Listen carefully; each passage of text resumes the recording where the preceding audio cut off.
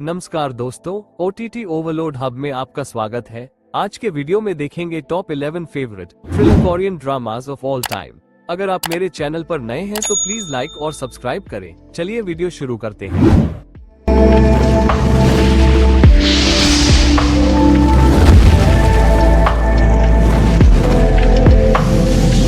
Number 11 पर हमारे पास week hero class एक नाम की सीरीज है, जहां वीक हीरो क्लास एक पाक जी जून, चोई ह्यून वूक और होम क्यूब की प्रतिभाशाली ट्रियो द्वारा निर्देशित आने वाली एज की थ्रिलर ये बताती है कि कैसे बदमाशी कई लोगों की जिंदगी बर्बाद कर देती है, जबकि एक्शन सीन इतने रियलिस्टिकली रूप से शूट किए गए हैं कि आप वास्तव में कास्ट की सुरक्षा के लिए चिंतित हो जाते हैं। नंबर 10 पर हमारे पास स्काई कैसल नामक सीरीज है, जहां स्काई कैसल दक्षिण कोरिया में सबसे ज्यादा रेटिंग वाले ड्रामा में से एक है। यम जंग स्टार व्यंग्य का उपयोग करके छात्रों पर किसी भी कीमत पर अकादमिक रूप से आगे बढ़ने के लिए डाले जाने वाले वास्तविक जीवन के दबाव को बयान करता है। अपने बच्चे की सफलता के लिए माता पिता को किसी भी हद तक गिरते देखना, भले ही इसका मतलब किसी और की जिंदगी को बर्बाद करना हो।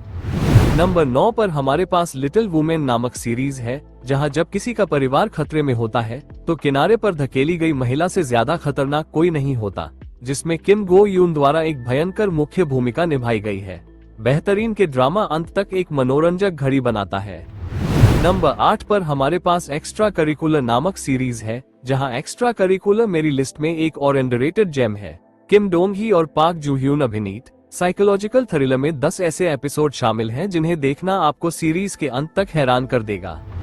नंबर 7 पर हमारे पास विंसेंजो नामक सीरीज है, जहां 8 साल की उम्र में पाक जू ह्योक को गोद लिए जाने के बाद इटली छोड़ दिया गया था। अब एक वयस्क के रूप में वह विंसेंजो कैसानो के रूप में जाना जाता है और एक माफिया परिवार द्वारा सलाहकार के रूप में काम पर रखा जाता है। माफिया गुटों के बीच युद्ध के कारण वो दक्षिण कोरिया चला जाता है, जहां वो वकील होंग चायन के साथ जुड़ जाता है। नंबर 6 पर हमारे पास ए ब्लडी लकी डे नामक सीरीज है, जहां अगर आप थ्रिलर शैली के सच्चे प्रशंसक हैं तो आपको ए ब्लडी लकी डे देखना चाहिए। कम आंकी गई इस फिल्म में सिर्फ हमेशा शानदार अभिनय करने वाले ली सुंग मिन ही नहीं है, बल्कि अनुभवी अभिनेता को एक पागल सीरियल किलर के रूप में शैतानी रूप से आकर्षक यू योन सेक के खिलाफ भी खड़ा किया गया है।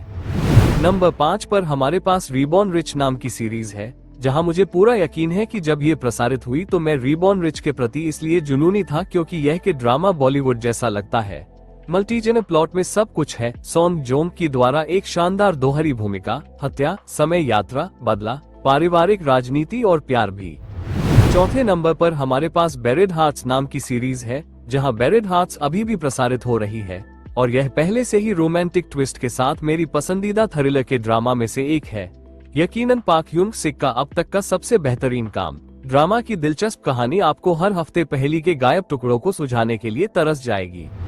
नंबर 3 पर हमारे पास व्हेन द फोन रिंग्स नामक सीरीज है, जहां अगर मेरी पसंदीदा फैन फिक्शन को जीवंत किया जाए तो यह व्हेन द फोन रिंग्स की तरह ही दिखाई देगी।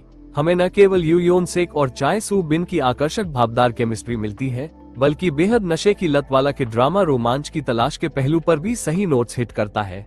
हर एपिसोड एक नया मोड़ लाता है जो आपको अगले प्लॉट ट्विस्ट के लिए भूखा छोड़ देगा। नंबर 2 पर हमारे पास द जज फ्रॉम हेल नाम की सीरीज है, जिसमें बदला कभी इतना अच्छा नहीं लगा जितना द जज फ्रॉम हेल में पाक शिन हई ने दिखाया है।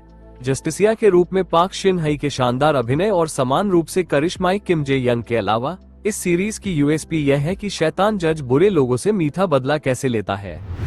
नंबर 1 पर हमारे पास द वर्स्ट ऑफ एविल नामक सीरीज है, जिसमें जी चांग वूक को एक्शन हीरो के रूप में जाना जाता है और द वर्स्ट ऑफ एविल में हम ठीक यही देखते हैं कि ऐसा क्यों है।